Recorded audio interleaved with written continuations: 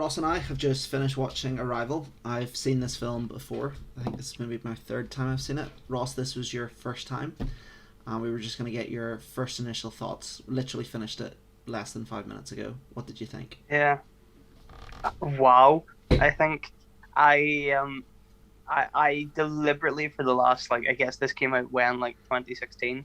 Um, I've avoided spoilers for this movie like the plague, and I'll be honest, but I knew the whole point that there was a quote unquote big twist coming at some point, and I was watching it, and then I was like, okay, so it's something about language and moving through time, and then I was like, oh, is this the twist? God, this feels like such a I was really enjoying it, but I was like, if that's the big twist, that's such a letdown, and that's so overhyped, and then it's just that reveal at the end. It doesn't. I'd be interested. Are we doing spoilers? I guess can we do spoilers or not? Yeah, go ahead. Do spoilers. Okay. This doesn't, for me personally, cast Amy Adams' character in a good light at all. I was like, why would you willing? I think it's incredibly selfish. She does this whole thing where it's her with the kid doesn't help unless I've misunderstood completely. That whole relationship doesn't do anything to help with the aliens, right? That doesn't actually impact that. So she has willingly just turned around, knowing that her child is going to grow up and get cancer and die, which we obviously learn in the first couple of minutes of the film, but knowing that that's going to happen, and still she allows Jeremy Renner's character, and she doesn't tell him that outright. And the fact whenever it says that he left, and the second she said oh, your dad left, I was like, I guarantee it's going to be Jeremy Renner, and I guarantee it's going to be because of the fact that he wasn't made aware of the fact that she knew that their daughter was going to get cancer. Because I just think that I was really on board with her as a hero the whole way through, and at that point I was just like, oh, you're horrible. I think something like that's a very tough decision. I think that I don't think so. I guess I understand not saying to him is a tough thing, because he should be made aware of it at an earlier stage. I agree with that. Now, the fact that she went ahead with it, if you exclude the fact that she took years to tell him about this, I think if you take that aside, I don't think it makes her selfish. I think it's a very hard decision. It goes, should I bring a child into this world? She wants to have the child in the world because obviously she loves being a mother and everything that comes with that. Yeah. But why would you willingly bring the child into the world where you know they're going to suffer and die at such a horrible age, and B, do that to this person that you supposedly have you really have feelings for and you love? It's the tough question of, life is full of suffering as it is. Now, obviously, not everyone dies like that. But it comes back. But this is a moral dilemma where it's why would you, if you knew, surely one of the gifts that they've given, so I guess they give her this ability to read, so therefore she can look forward, back and forward in time, which is what they can do, because therefore that allows them to communicate, and for future, I guess they're going to come back and look for help from them. I think that was the whole point. Yeah, I mean, if you can then move forward and backwards in time, that is a massive help to the human race in general. No, absolutely. Yeah. Look, I have nothing wrong with the aliens. I'm just saying, surely the whole point of that is if you know what's going to happen, why would you put everyone through that? It's because it's a matter of I find the ending a lot more just, or at least I have her back. Apart from not telling Jeremy Renner, I have a few more issues with it, but it's the idea of does that child deserve to have the joys of life? Not all of that life will be horrible. It won't be pain and discomfort, and you also don't know how that person dies as well, or how the daughter dies. Obviously, it's some sort of rare disease, but you don't know if it's a painstaking disease. I think it's the hard fundamental question of. She's screaming and crying at one point. It looked like it was pretty painful. traumatic. Honestly, that was, and even then, I wouldn't the one thing I want to make very clear, and this is not a fault of the movie whatsoever. The movie was fantastic.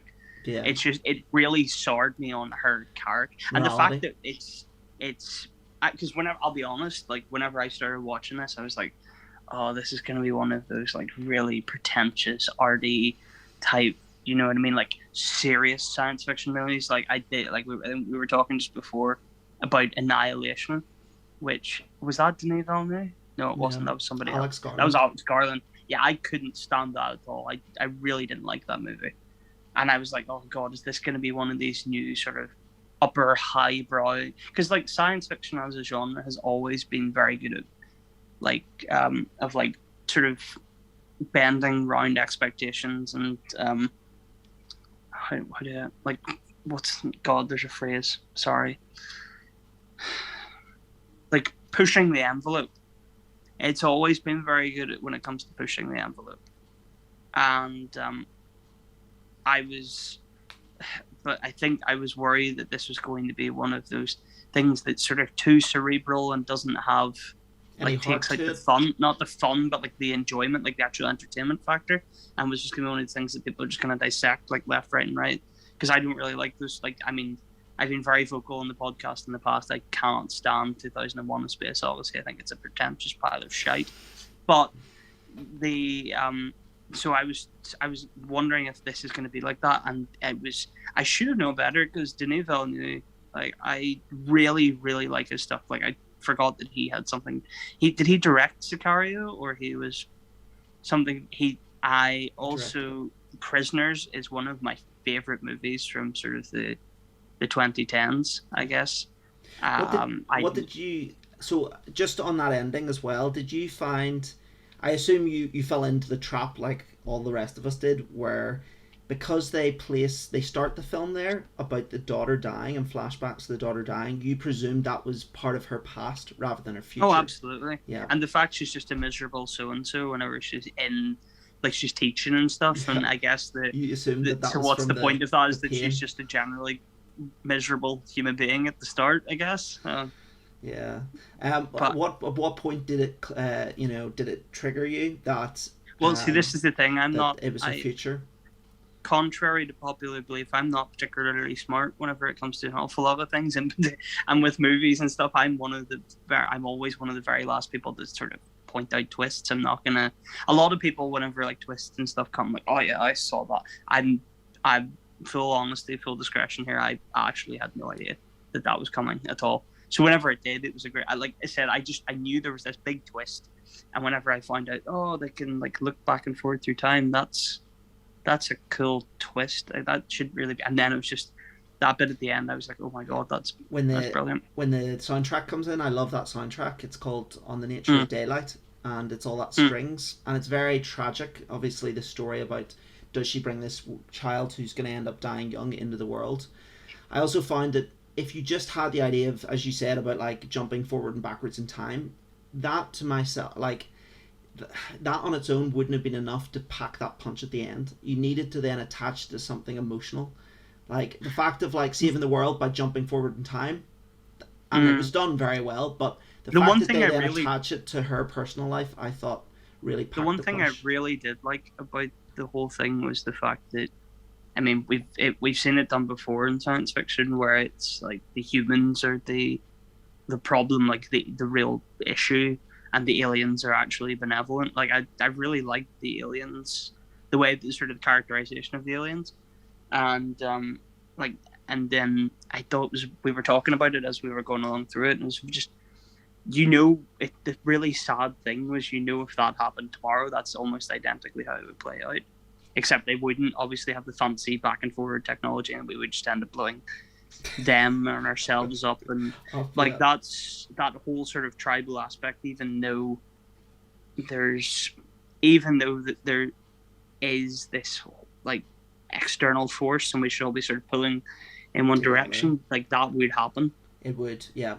And also, I think it's such a cool message as a theme in this film is communication is key. Like, Hmm. basically, in order to overcome things and on a large and a small scale, like, they basically say communication is everything. And it's not just a matter of all the different heptapod bases communicating with one another, it's also a matter of literally, if you learn to communicate with aliens in this instance, you can actually move forward in time and it becomes even more powerful. So yeah, I love the Hmm. whole like theme of communication and why that's really important. Hmm.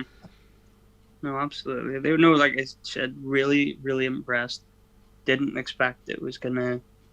I didn't think I was because I've seen it in all sorts of lists and things, and I was like, I had sort of built up in my head that I was going to be disappointed, and but like I said to you, whenever we went into this, I very, very limited. I knew that it was something to do with language. Which sounds a bit boring on the face of it, doesn't it? When you're like, yeah, okay, like so it it's was a also, linguist that we're going to be yeah, dealing I was with sort here. of saying to you earlier, I was just like imagine if you're someone who's a linguist, like just sort of building up, and then that's your very first, your big breakthrough is that you get to talk to aliens. That was really cool. Yeah, that's a massive elevation on your day to day. I was a bit like, I guess, like I was a bit so about. I actually was gonna come out and say like, oh, it's so nice that you have this movie where it's the two leads who are like don't end up in sort of a romantic relationship. Like they kept it sort of platonic. But I mean, I understand why they did that in the end. It actually kind of did make sense. Yeah. Some people find that the pace is a little bit slow to begin with, and even Denis Villeneuve in general can be slow with his pace. But I don't know, I quite liked it because it's sort of it's building the tension, right? Like that was the whole point. It was building. We were talking about it whenever they arrive, and there's that one person being carted out. And I was just like, oh God, what are they going to go up against here? And I'll be honest, whenever I saw the aliens, I sort of thought to myself, like, why would you need medical intervention after looking at that? But I just, yeah, like, I don't know. He does tension very, very well. Like, you go back to Prisoners, and that movie is just dripping with tension from, like, the very start. So... yeah, no, I really, really enjoyed that movie. I'm glad you made me watch it. I'm glad you enjoyed it in the end, and I'm glad you weren't able to preempt the twist, because I feel like some films the twist. I'm really happy that it didn't do that. It.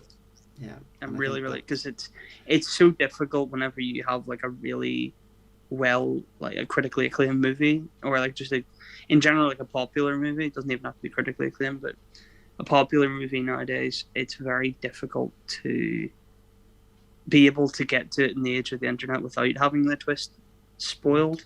Yeah. Do you know what I mean? I managed, like the only other one I managed to do it with recently was a few years ago when I watched Gone Girl. I didn't watch it when it came out, and I avoided all the spoilers for it, and that blew my mind a wee bit, because whereas the problem is I know now, I don't think I'll ever be able to sit and watch The Sixth Sense, because I know the twist from that twist. Absolutely. It's kind of it's maybe a good movie, but I just don't see any point in sitting and watching something that I know the twist ending before it comes. It kind of ruins it. Or like The Usual Suspects or anything. You know what I mean? These big movies where I've yet to see The Usual Suspects, so don't be spoiling that on me. It's on my watch list, but I haven't heard the twist yet. And avoided it. So out of this, if you were to rank this film just on your initial reactions out of 10, what would you give it?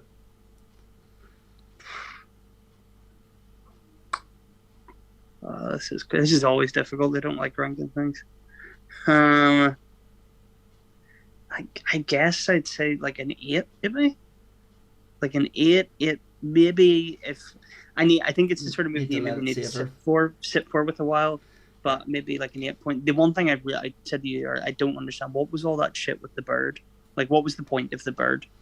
I think they do mention it at some point. Maybe I misheard it again this time. If there was something with the bird, I completely missed it, because I think it's for communication purposes or something, or for the bird to be able to warn them if like maybe the air density changes or something. That's what I was thinking. Maybe the air. Okay, it's kind of like the canary in the coal mine type. Oh, I think it is actually. That probably would have been it. Yeah, because obviously they were wearing suits and they were getting their own oxygen supply, so the bird would be a warning as to is the oxygen levels dropping.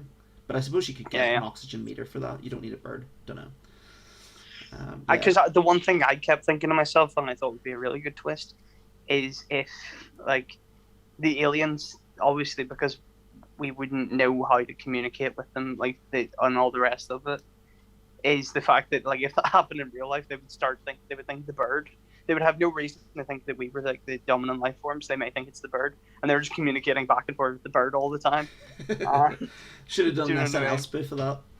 Yeah. Exactly. That was what I honestly I was like, is that the twist? Because that would be so funny. But no, yeah. Yeah, I give this a 9 out of 10 on my ratings. I really really enjoyed it. And the twist. Yeah, as well. again like give it time. 8. We'll bring you back 8.5. in a few weeks' time when we do the podcast on this, and then we'll see. Absolutely, that's true. Yeah. That's true. See if I guess changes. we now throw back to ourselves in the future. Tell ourselves in the future we're extra information. We're time teleporting ourselves, Mark. That's the beauty of it. So we didn't even have to learn a weird language in order to do it. Amy Adams, yeah, take note. Right, I'll stop here.